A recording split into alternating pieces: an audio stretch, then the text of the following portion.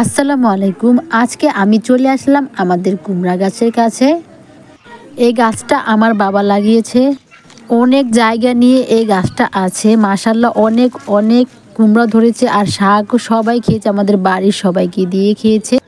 কত সুন্দর কুমড়া ধরে আছে, ধরতে কি ভালো লাগে। আসলে হচ্ছে কি নিজের গাছের ফল বা যেটাই বলেন, ধরলে কিন্তু অনেক অনেক আনন্দ লাগে। তো বন্ধুরা, এবার যে বন্যা লাগছিল বাংলাদেশে, সেই বন্যার কারণে আমাদের অনেক ক্ষয়ক্ষতি হয়েছে। তো এই যে দেখতে পাচ্ছেন কত বড় একটা গাছ আমনি আর কি শুয়ে পড়েছে। এরকম আরও 4-5টা গাছ আমাদের ক্ষয়ক্ষতি হয়েছে দেখতে পাচ্ছেন। আর আমাদের ঘরটা একদমই পানির নিচে ছিল অর্ধেক।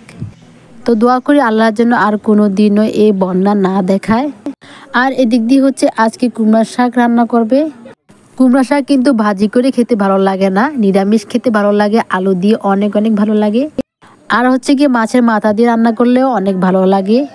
আমার কাছে সবচেয়ে বেশি ভালো লাগে নিরামিষ আলু দিয়ে, শুধু আলু দিয়ে আর শাক দিয়ে নিরামিষ করলে অনেক ভালো লাগে। আর এদিক দিয়ে আমার মা মুরগির মাংস রান্না করতেছে।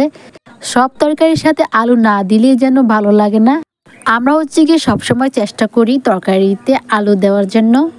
তো বন্ধুরা, তোমাদের কার কার আলু পছন্দ? আমার কিন্তু বেশি পছন্দ।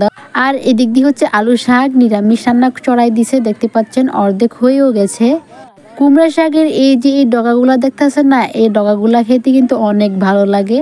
আমি কিন্তু ভীষণ পছন্দ করি। এভাবে শাক দিয়ে আলু দিয়ে নিরামিষ করলে কিন্তু অনেক ভালো লাগে। আপনারা খেয়েছেন কিনা জানি না, কিন্তু একদিন ট্রাই করে দেখবেন, অনেক অনেক মজা। তো হচ্ছে কি এই রান্নাটা কিভাবে করে আমি আপনাদেরকে আজকে একটু বলবো। প্রথমে হচ্ছে তেলের সাথে পেঁয়াজ দিয়ে আর কি পেঁয়াজটা বাদামি কালার হওয়া পর্যন্ত ভেজে নেয়। বাদামি কালার হয়ে আসলে আর কি আলু দিয়ে দেয়। আলুর সাথে ধরেন হলুদ আর হচ্ছে গিয়ে মরিচের গুঁড়া, কাঁচামরিচ দিয়ে হচ্ছে গিয়ে আলুটা একটু ভালো করে কষিয়ে নেয়। কষানো হয়ে গেলে এর মধ্যে দিয়ে দেয় শাক। আর এই রান্নাটা কিন্তু একদমই ঝামেলা ছাড়া, মশলা না দিয়ে রান্না করলে কিন্তু অনেক ভালো একটা ফ্লেভার আসে। বিশেষ করে কুমড়ার শাকের একটা ফ্লেভার আসে অনেক সুন্দর। তো আমরা হচ্ছে গিয়ে সবসময় এই নিরামিষটা করলে মশলা কখনই অ্যাড করি না।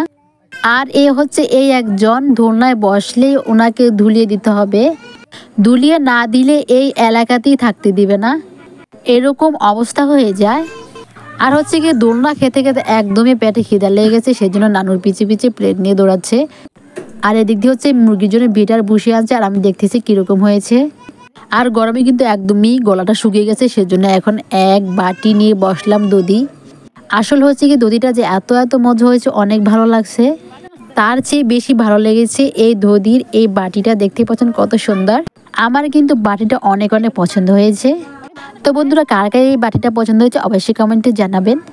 আজকে হচ্ছে গিয়ে এই ভিডিওটা এই পর্যন্তই। সবাই ভালো থাকবেন, আর আমার এই ভিডিওটা কেমন লেগেছে অবশ্যই কমেন্টে জানাবেন। সবাই সবার পাশে থাকবেন। আল্লাহ হাফেজ।